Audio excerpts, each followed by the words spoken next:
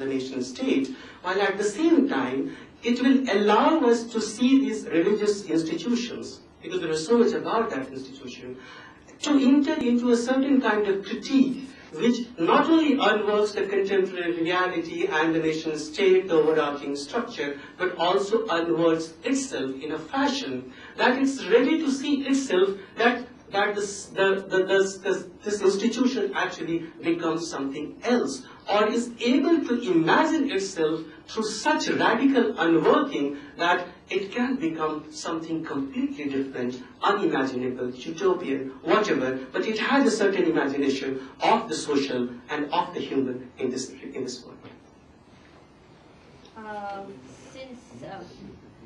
मुझे एक सवाल पूछना है। मैं कल 2 दिन से बैठा हूँ, मुझे सवाल जरा समझ में नहीं आ रहा कि मैं ये सवाल पूछूं किससे, ये भी मुझे जरा पूछिए। असलियत में मेरे गांव में लोग जब राष्ट्रीयकरण हुआ, जिस राष्ट्रीयकरण की बात की, नेशनलाइजेशन सबका रहे, जब शुरू हुआ तो सारे जंगल कट गए क्योंकि वो नेशनलाइज्ड हो रहे थे। जब मेरे गांव में शिक्षा का काम का सरकारीकरण हुआ, तब मेरे गांव के लोगों ने कहा, रे वो एक सरकारी स्कूल खुला है वहां 20 किलोमीटर दूर, चलो वहां भेज देंगे।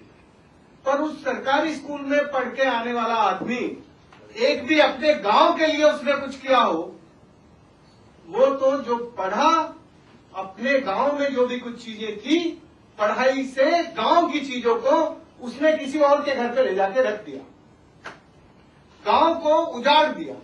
तो जो पढ़ाई गांव को उजाड़ती हो, जो नेशनलाइजेशन हमारी धरती का बुखार चढ़ाता हो, हमारी धरती को बीमार करता हो, मौसम के मिजाज को बिगाड़ता हो, और जो सेकुलरिज्म हमें बेकैदी का लोटा बनाता हो, जो हमें कहता हो, अरे इसकी तो कोई जाति नहीं है, इसकी तो कोई धर्म ही नहीं है, ये तो कुछ है ही नहीं, ये जितने सारे सेकुलरिस्ट हैं वो हमें बताएं कि भाई उनकी कौन सी जात नहीं है।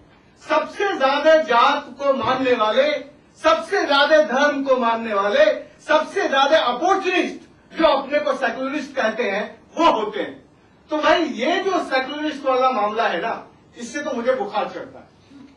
और मैं ये कह रहा हूं कि एक बात तो कम से कम तय कर दे, इसका कोई जवाब दे दे कि जब भी कोई बिना धर्म के होता है, जिस व्यक्ति का कोई धर्म नहीं होता, जिसकी कोई अपनी धरती से, अपने आसमान से रिश्ता नहीं होता, अपने चारों तरफ के पड़ोसीपन को जो जानता नहीं है, उसकी क्या शिक्षा होगी, क्या वो शिक्षा पा रहा है, और उस शिक्षा से किसको फायदा हो रहा है? इस देश को हो रहा है, इस धरती को हो रहा है, इस हमारे वातावरण को हो रहा है, इस परिवेश को हो रहा है।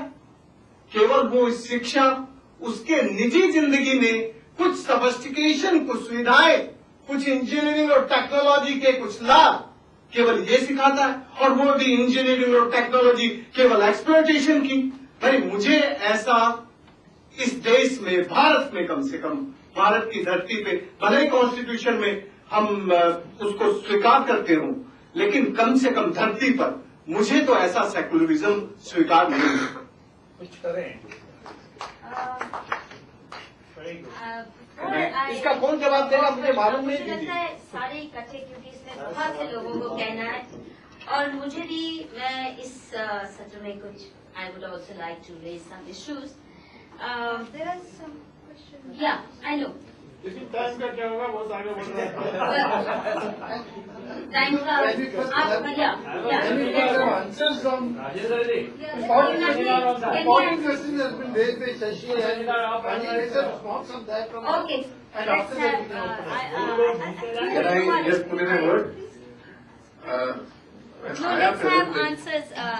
Mr. Reddy, 1 second, since I have. My question almost completely piggybacks on Shashi's, Shashi, right?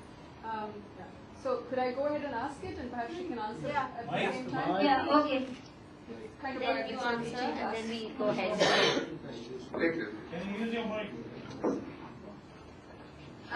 First, I'd like to say I enjoyed the paper, and I really enjoyed the interaction. As far as I'm concerned, it's one of the highlights of the conference, so thank you.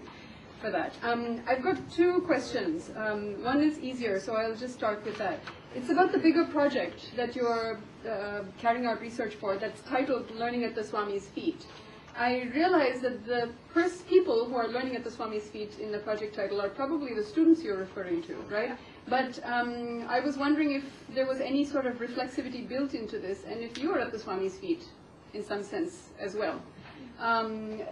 I don't know if you're familiar with the work of Kiran Narayan. There are other people who have done research with particular Swamijis, their own gurus, along those lines. And the Swamijis have often retorted or replied, you know, I know you're here to go and get a PhD and do your other business, but what else are you learning? You know.